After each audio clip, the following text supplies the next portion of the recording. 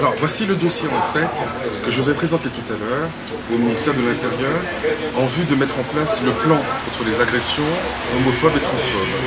Donc on les avait déjà vus le 17 mai ou à l'occasion du 17 mai.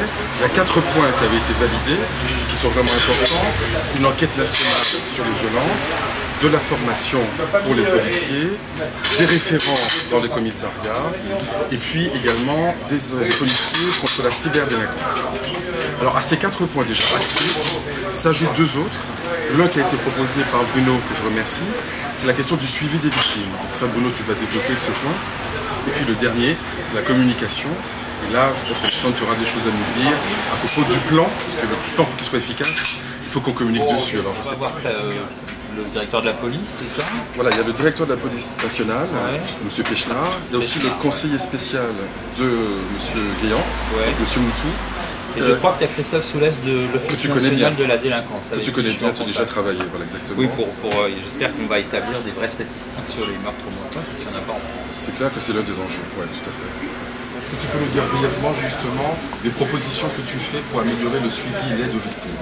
Je vais surtout parler de ce que ma famille a subi, puisque moi j'ai été plongé dans le coma suite à l'agression. Donc c'est ma famille qui s'est débrouillée tout seule pour payer les loyers, pour déclencher la protection judiciaire, qui ne se déclenche que lorsqu'on a signé un accord d'avocat.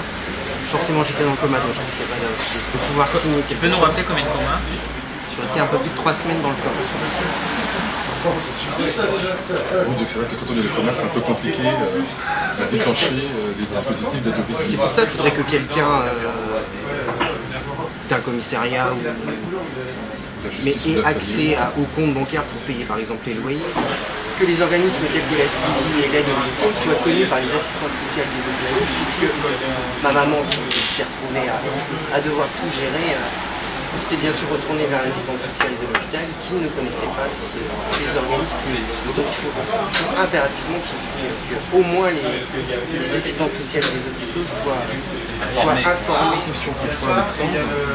Le plan de communication qu'on voudrait proposer au ministère, tu le vois comment? Je voudrais d'abord des vidéos ou alors une campagne d'information dans tous les commissariats où on inciterait, où on expliquerait que quand on est victime d'une discrimination, et évidemment avant toute chose discrimination homophobe, il ne faut pas hésiter à aller déposer plainte, parce que nous on a un problème, c'est que les personnes agressées ont peur d'aller déposer plainte. Déjà lorsqu'elles sont victimes, elles ont du mal à l'accepter, parce que pour certaines d'entre elles, elles ont du mal à assumer le fait qu'elles sont homosexuelles, bisexuelles ou parfois aussi dans le placard. Aujourd'hui, on sait qu'il y a un élan, il y a une vague d'agression physique, voire mortelle sur la population homosexuelle qui est terrible. Ce n'est jamais arrivé. Un enjeu très important aussi dans le dispositif qu'on propose, c'est la formation.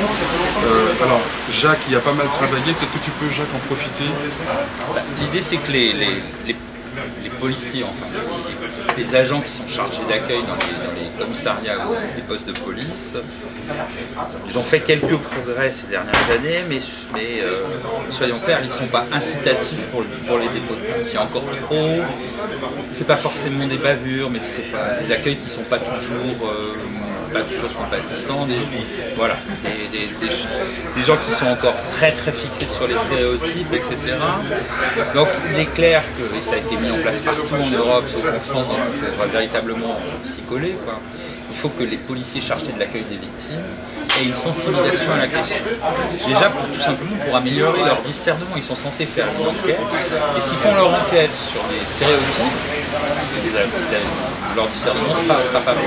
Et puis, sur l'accueil des victimes. Il y a aussi un enjeu qui est important, c'est que dans le dispositif, la question de la transphobie soit fortement inscrite, parce qu'elle n'est pas reconnue dans la loi.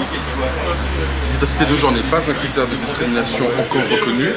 Or, les travestis ou les transgenres ou les transsexuels sont fortement stigmatisés et victimes et ciblés en fait, par beaucoup d'agressions. Et tout ça n'apparaît pas forcément dans la réalité légale. Enfin là, on a quelque chose de très global qu'on leur propose, qu'ils ont déjà en bonne partie validé. Et le but, c'est de voir comment tout ça va être mis en place. C'est vraiment quelque chose de très important. Donc je suis vraiment content qu'on puisse avoir ce rendez-vous, quelque chose qui n'a jamais eu lieu, je crois qu'on peut le dire. Donc c'est vraiment un enjeu important.